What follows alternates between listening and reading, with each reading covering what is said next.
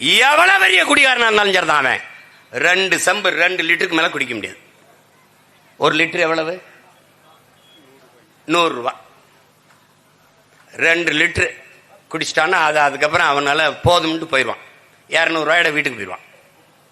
ஆனால் இந்த டாஸ்மார்க்கு போனா 500 ரூபாய் கூலினா 500 ரூபாயும் குடிச்சுட்டு அதுக்கு மேல வீட்டில் போய் பொண்டாட்டி காதல இருக்கிற கழுத்துல இருக்கிறதுலாம் அத்துக்கிட்டு வந்து குடிச்சு நாசமாகணும். மொத்தத்தையும் பறிச்சுட்டு வீட்டுக்கு அனுப்பணும்.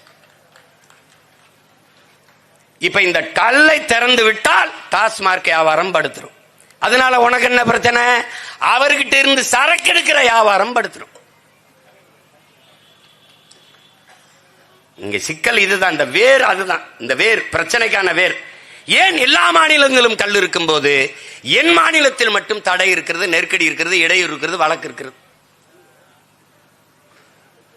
இப்ப தீர்மானம் படிச்ச தம்பி சொன்னாரு, பனையரில் மீது போடப்பட்ட வழக்குகளை எல்லாம் நீங்கள் உடனடியாக நீக்க வேண்டும். நீக்க வேண்டாம், அப்படியே வச்சுக்க. எந்த அதிகாரமும் நிரந்தரம் இல்லை என்பதையும் நினைவில் வச்சுக்க. நினைவில் வச்சுக்க. இந்த எவனவன் டாஸ்மார்க்கு ஃபேக்டரி வச்சு காய்ச்சி இந்த கடைகளுக்கு சப்ளை பண்ண அத்தனை பேரையும் உள்ள தூக்கி போடல. ஒரு நாள் நீ பாத்து நீ இந்த கல்லு மேல கல்லு இறங்கின மேல வழக்கு போட்டவன் நீதானே? நீதானே? அதிகாரம் நிலையானதல்ல. வலியோர் சிலர் எதியோர் தம்மை வதையே புரிகுவதா மகராசர்கள் உலகாளுகள் நிலையாமெனும் நினைவாங்கிறான். நீயே இருந்துருவ எழுதுவான். நிரந்தர முதலமைச்சர், நிரந்தர பொதுச் செயலாளர் எல்லாம் எங்க படுத்திருக்கீங்கன்னு நாங்க பார்த்தானே இருக்கோம். நிரந்தரம் என்ன? நிரந்தரம் எது? நிரந்தரம் மீட்டு ஒன்னு நிரந்தரம் இல்ல. கால சக்கரம், வரலாற்றின் சக்கரங்கள் சுழன்று கொண்டேதான் இருக்கும். கீழே இருப்பது மேலே வரும், மேலே இருப்பது ஒரு நாள் கீழே வரும். வீதியில் நின்று இன்று போராடி கொண்டிருக்கிற மக்கள், தங்கள் உரிமைக்காக உணர்வெளிச்சோடு ஒன்று கூடி நிற்கிற மக்கள் ஒரு நாள் மேலே வருவார்கள். இதை தடுத்து நிறுத்துகிற நீங்கள் ஒரு நாள் இதே மாதிரி கீழே வருவீர்கள். இது நடக்கும்.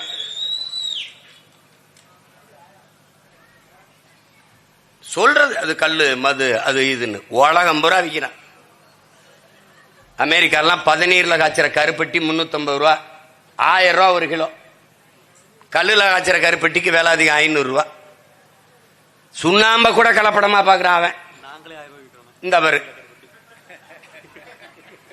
இவன் எங்க பொருளாதாரம் இருக்குன்னு தெரியாத இந்த பைத்தியக்கார பயில்கள்ட்ட நாட்டை கொடுத்துட்டு அவன் சாராய பொருளாதாரத்தை வச்சு நம்மளை சாகடிச்சுக்கிட்டு இருக்கான். பனை என்பது தமிழனின் தேசிய மரம். தமிழனின் தேசிய மரம். எத்தனை புயல் அடித்ததா சாஞ்ச ஒரு பனைய சொல்றா, ஒரு பனைய சொல்றா. பாரு, இந்த பைத்தியக்கார பயில்கள்ட்ட கொடுத்து நாட்டை கொடுத்துட்டு எத்தனை ஆயிரம் ஆண்டுகளாடா வேளாண்மை செய்யறோம். உலகத்தில் அறிவியல் தொழில்நுட்பம் வளராத காலத்திலே திரும்பி பார்க்க வைத்தவன்டா என் முன்னோர்கள். ஓடுகிற நீரை தடுத்து பாசனத்திற்கு பயன்படுத்தி விட முடியும் என்ற அணையை கட்டி நிறுவியான் கரிகால் பெருவள சோழன் என் பாட்டன். எல்லா அணைகளும் நீர் வந்து இப்படி கீழ் நோக்கி தான் போகும். உலகத்திலே பாம்பை போல வளைந்து வளைந்து கீழே இருந்து மேலே ஏறி தண்ணி வாய்கிற ஒரு முறையை உலகத்திலே கட்டியவன் என் பாட்டன் காளிங்கராயன். இந்த உலகத்திலே வேணா சொல்ற மாதிரி அப்படி அணை கட்டி பாய்ச்சிக்கிட்டு எங்களுக்கு இந்த காவாய் இருக்குல்ல, காவாயில 2 பக்கமும் மண் அரிக்குதுன்னு. மண் அரிக்கிறதுக்கு தாண்டா மடப்பையில் அப்படி வச்சிருக்கு. கசிவு நீர் பாசனம்னு இருக்கு, பல ஆயிரம் ஏக்கர் பாயுது. அதுல சிமெண்ட போட்டு பூசுற விஞ்ஞானிகளை உலகத்துல எங்கேயாவது பார்த்திருக்கா நீ? உலகத்தை பார்த்திருக்கா நீ எங்கேயாவது? நீர் தரையில ஊறி போகணும், பக்கவாட்டில் ஊறி போகணும், நண்டு நத்து அதுல போய் இருக்கணும், மண்புழு பூச்சி புழு இருக்கணும், அப்பத்தான் மண்ணு வளமாகும். இது கூட தெரியாதவன்ட்ட நாட்டை கொடுத்துக்கிட்டு டே மண் அரிக்குதுன்னா 2 கரையில மரம் நடணும்டா, மரம் நடணும். இருக்கிற மரங்களிலே விசித்திரமான மரம் பனை. தென்னைக்கும் பனைக்கு என்ன பராமரிக்கணும். இவனை பராமரிக்க வேண்டியது இல்லை. 1000 அடிக்கு கீழே போய் தண்ணீரை உறிஞ்சிட்டு வந்து வாழ்வான். எல்லாத்துக்கும் பக்க வேர் இருக்கு, இவனுக்கு பக்க வேறு கிடையாது, ஆணி வேறு தான். இவனுக்கு வேறு கிடையாது, டியூப், குழாய். அவன் பட்டு போனோன்னு அந்த வேற எடுத்துப்பாரு, அப்படி கருப்பா ஒரு இது இருக்கும், எடுத்தீங்கன்னா குழாய் மாதிரி இருப்பான், உள்ள பஞ்சு இருக்கும், அந்த பஞ்சுல நீரை உறிஞ்சி வச்சுக்கிடுவான். கிணறை சுற்றி 10 பனை மரம் இருந்தால் கடைசி வரை தண்ணீரை வற்ற விடாது என்று வேளாண் பெருங்குடி மகன் நம்முடைய அப்பா நம்மாழ்வார் சொல்றார். அவன் உறிஞ்சு கொண்டாந்து அப்படி வச்சுக்கிடுவான். அவன் வறண்ட நில பயிர் எவ்வளவு ஆழமா இருந்தாலும் தூக்கிட்டு வந்து தண்ணீர் வச்சுக்கிடுவான். 800க்கும் மேற்பட்ட பயன்பாட்டை தன் உடலில் இருந்து மானுட சமூகத்துக்கு தருகிற ஒரே மரம் பனை மரம் தான் கற்பக தருங்கிறான். 800க்கும் மேற்பட்டது. பனையில ஒன்று சொல்றா கழிவுன்னு, வேஸ்ட் ஒன்னு சொல்லுவா, ஒன்னே ஒன்னு சொல்லு, ஒன்று கிடையாது. அதனால்தான் தமிழனின் தேசிய மரம் என்று வைத்தான். பனை மேல எங்களுக்கு இருக்கிற ஈடுபாடு பற்றென்ன?